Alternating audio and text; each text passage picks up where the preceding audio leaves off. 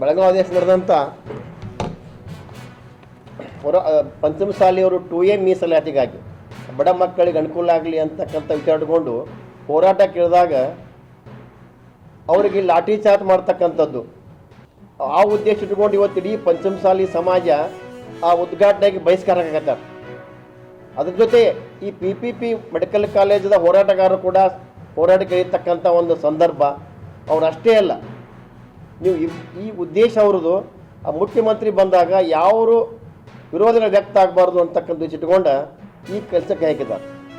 ಆದರೆ ನಾ ಕಾಂಗ್ರೆಸ್ ಸರ್ಕಾರಕ್ಕೆ ಮತ್ತು ಮಂತ್ರಿಗಳಿಗೆ ಶಾಸಕರಿಗೆ ಹೇಳಕ್ಕೆ ಇಚ್ಛೆಪಡ್ತೀನಿ, ನೀವೇನು ಈ PPP ಮೆಡಿಕಲ್ ಕಾಲೇಜದ ಹೋರಾಟಗಾರನೇನು ನೀವು ಹತ್ತಿಗೆ ತಾಕಿದ್ದೀರಿ, ಅವ್ರು ಅಷ್ಟೇ ಅಲ್ಲ, ಅವರೊಬ್ಬರನ್ನೇ ಯಾಕಿಂದ ಹೇಳ್ಕೊಂಡು ಹೋದರು, ಅವ್ರ ಮೊಬೈಲ್ ಕಸ್ಕೊಂಡ್ರು,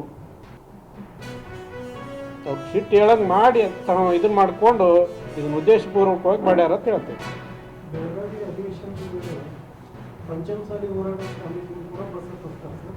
ಇದೇ ಥರ ಮಾತಾಡ್ತಾರೆ, ಆದರೆ ಈ ರೀತಿ ಗಲಾಟೆ ಆಗಲಿ ಕಂಪ್ಲೇಂಟ್ ಆಗಲಿ ಆಗೋದಿಲ್ಲ. ಇಲ್ಲಿ ಆಗಿದೆಯಲ್ಲ, ಅದಕ್ಕೆ ಈ ಜಿಲ್ಲೆಯಾದಾಗ ಸ್ವಲ್ಪ ಅತಿರೇಕಕ್ಕೆ ಸರ್ಕಾರಿ ಪಬ್ಲಿಕ್ ಸರ್ವೆಂಟ್ ಆಗೋ ಬದಲಿ ಯಾರ್ದೋ ಸರ್ವೆಂಟ್ ಆಗ್ಲಕ್ಕೆ ಹೊಂಟಾರ ಡಿಪಾರ್ಟ್ಮೆಂಟ್ ಅಂತ ಹೇಳ್ತಾರೆ.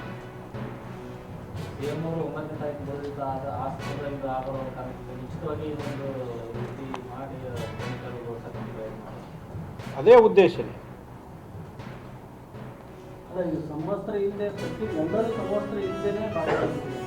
ಫಸ್ಟಿಗೆ ಎಲ್ಲರೂ ಸಮವಸ್ತ್ರ ಇದ್ದಿಲ್ಲ, ಇದು ಆಗನ ಆಮೇಲೆ ಎಕ್ಸ್ಟ್ರಾ ಫೋರ್ಸ್ ಏನು ಬರ್ತದೆ ಅದು ಸಮವಸ್ತ್ರ ಇಲ್ಲ ಇದಿಲ್ಲ.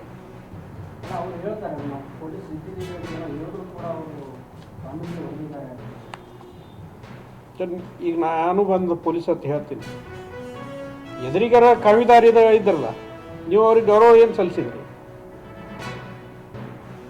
ಗೌರವಯುತವಾಗಿ ನೋಡ್ಕೊಳ್ಳಿಲ್ಲ.